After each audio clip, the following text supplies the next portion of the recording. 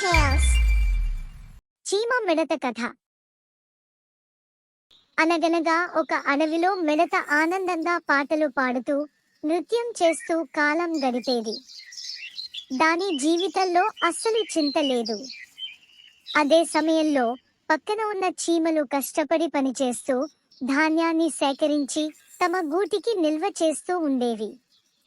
మిడత చీమలతో, ఏమిటి చీమలారా, ఇంత కష్టపడుతున్నారు?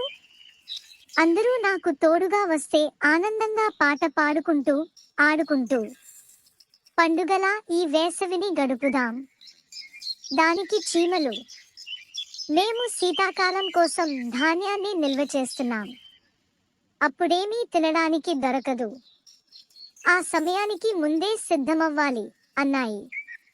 మిడత నవ్వుతూ, శీతాకాలం చాలా దూరం ఉంది. ఇప్పుడు కష్టపడటం అవసరమా? ఇంతటి అందమైన రోజు వృధా చేయకండి. చీమలు ఆ మాటలు పట్టించుకోకుండా వారి పనిలో పడ్డాయి. ప్రతిరోజు మిడత పాటలు పాడుతూ ఫిడేలు వాయిస్తూ కాలం గడిపేది. ఇక చీమలు మాత్రం నిత్యం కష్టపడుతూ ధాన్యాన్ని సేకరిస్తూ వారి గూటికి భద్రపరుస్తూ ఉండేవి. కాలం గడిచింది. ఆహ్లాదకరమైన వేసవిని శీతాకాలం తొలగించింది. పచ్చని పొలాలు మంచుతో నిండిపోయాయి.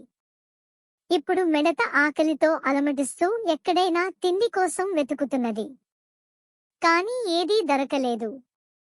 తరువాత మిడత చీమల గూటికి చేరి వేడుకుంది. దయచేసి మిత్రులారా, నాకు కొంత తిండి ఇవ్వండి. నేను ఆకలితో చనిపోతున్నాను. చీమలు బయటకు వచ్చి అన్నాయి, వేసవిలో మేము కష్టపడుతున్నప్పుడు నీకు అనవసరమని అనిపించింది. అప్పుడే పనిచేస్తే ఇబ్బందులే ఉండేవి కాదు. ఇప్పుడు మేము ఎంత కష్టపడ్డామో తెలుసుకున్నావా? మిడత తలదించుకుని వెళ్ళిపోయింది. అప్పుడే అది కష్టపడటం, ముందుగా సిద్ధమవ్వడం ఎంత ముఖ్యమో తెలుసుకుంది. నీతి: రేపటి అవసరాలకు ముందుగానే సిద్ధమవ్వడం బుద్ధిమంతుల లక్షణం. కుందేలు మరియు తాబేలు కథ. అనగనగా ఒక అడవిలో ఒక కుందేలు నివసించేది. అది తన పరుగు వేగం గురించి ఎప్పుడూ గొప్పగా చెప్పుకుంటాది. తాబేలు, నువ్వు ఇంత నిదానంగా నడుస్తావు, అసలు ఎప్పుడైనా ఎక్కడికైనా వెళ్ళగలవా అని వెటకారం చేసింది. నాతో పరుగు పందెం వేసుకుంటే నేను నిన్ను సులువుగా ఓడించేస్తాను అని గొప్పలు చెప్పుకుంది. తాబేలు పరుగు పందెం ఆడడానికి ఒప్పుకుంది. పరుగు పందెం రోజున కుందేలు, తాబేలు మధ్య జరిగే పోటీని చూసేందుకు అడవిలోని జంతువులన్నీ గుమిగూడాయి. వారు పందెం ప్రారంభించబోతున్న సమయంలో కుందేలు సవాలును స్వీకరించినందుకు తాబేలును ఎగతాళి చేసింది. తాబేలు కుందేలు మాటలను పట్టించుకోకుండా మౌనంగా ఉండిపోయింది. పరుగు పందెం మొదలైంది. కుందేలు వెంటనే పరుగెత్తడం ప్రారంభించింది మరియు తాబేలు దాని సాధారణ వేగంతో ప్రారంభించింది.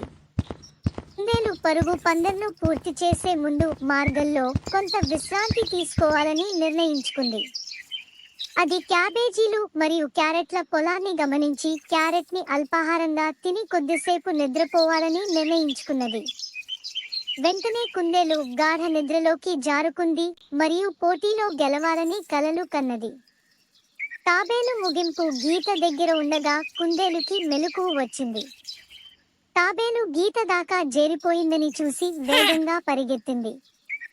కానీ కుందేలు చేరే లోపల తాబేలు గీత దాటేసి పోటీ నెగ్గేసింది. చుట్టూ చేరుకున్న జంతువులంతా తాబేలుని చప్పట్లు, పొగడ్తలతో అభినందించారు.